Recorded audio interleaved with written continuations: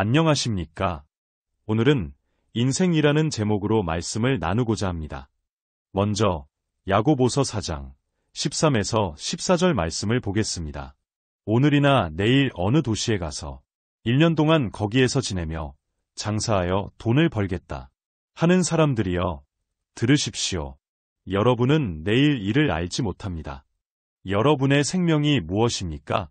여러분은 잠깐 나타났다가 사라져버리는 안개에 지나지 않습니다. 이렇게 기록되어 있습니다. 우리 생명이 잠깐 나타났다가 사라져버리는 안개랍니다. 젊은 분들은 공감하기 어려울 수도 있겠습니다. 하지만 나이가 들어갈수록 절절히 공감하게 되는 말씀입니다.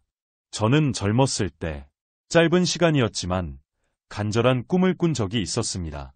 지역 교회의 목회자가 되어 한국 교회의 한 모델이 되는 교회를 세우고 싶었습니다. 너무 크지도 작지도 않은 교회를 담임하면서 교회 건물 한쪽에는 무료 카페를 마련해 동네 사람들이 언제든 와서 쉴 수 있도록 하고 다른 한쪽에는 상담실을 두어 누구든 어려움을 나눌 수 있는 공간을 만들고 싶었습니다. 그래서 교인들뿐 아니라 교회에 다니지 않는 분들도 우리 동네에 이런 교회가 있어 행복하다 라는 말을 듣고 싶었습니다. 그러나 곧 그 꿈을 접어야 했습니다. 저의 신학과 신앙관으로는 지역 교회 목회가 맞지 않다고 느꼈기 때문입니다. 대신 저는 교목이 되기로 했습니다. 어릴 적 꿈이 교사였기에 목사와 교사의 길을 함께 갈 수 있는 교목은 저에게 더없이 좋은 선택이었습니다. 그러나 21년 전 예기치 못한 사건으로 목사직을 잃고 교단도 떠나게 되었습니다. 전혀 예상치 못한 일이었습니다. 그 후 제 삶은 기독교의 진실을 알리기 위해 글을 쓰는 일이 되었고 지금은 시대의 흐름에 맞추어 유튜브로 그 일을 이어가고 있습니다. 생활을 위해 부업도 해야 했습니다. 거칠고 힘에 부치는 일을 하기도 했고 밤거리를 헤매며 다닌 적도 있었습니다. 어릴 적 계획과는 전혀 다른 삶을 살게 된 것입니다. 저는 여전히 학교에 관한 꿈을 자주 꿉니다. 수업 시간을 놓쳐 당황하거나 교실로 가는 길을 잃고 헤매는 꿈을 꾸곤 하지요.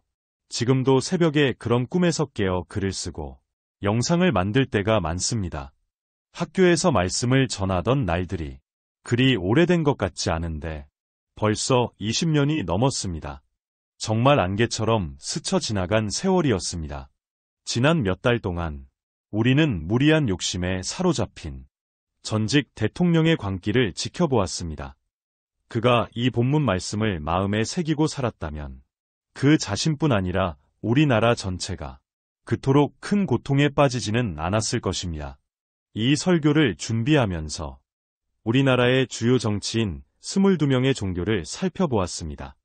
천주교인이 10명, 개신교인이 6명, 불교와 원불교인이 각각 1명, 그리고 무종교로 추정되는 분이 4명이었습니다. 그런데 놀라운 점은 22명 중 16명이 그리스도 교인인데도 정작 국민이 걱정해야 하는 정치인들이 존경받는 정치인들보다 훨씬 많다는 사실입니다. 윤석열 전 대통령도 천주교인으로 기록되어 있었습니다. 앞서 읽어드린 본문에 이어지는 야고보서 4장 15에서 17절 말씀도 보겠습니다. 도리어 여러분은 이렇게 말해야 할 것입니다. 주님께서 원하시면 우리가 살 것이고 또 이런 일이나 저런 일을 할 것이다. 그런데 여러분은 지금 우쭐대면서 자랑하고 있습니다. 그와 같은 자랑은 다 악한 것입니다. 그러므로 사람이 해야 할 선한 일이 무엇인지 알면서도 하지 않으면 그것은 그에게 죄가 됩니다. 이렇게 기록되어 있습니다. 우쭐대며 자랑하지 말랍니다. 단지 주님께서 원하시면 우리가 살 것이고 이런 일이나 저런 일을 하겠다고 고백하랍니다. 하나님의 뜻을 헤아리며 살아가라는 말씀입니다. 다른 말로 하면 순리대로 살라는 것입니다. 순리, 그것이 곧 하늘의 뜻이며 우리 기독교 용어로 하나님의 뜻이라고 저는 생각합니다.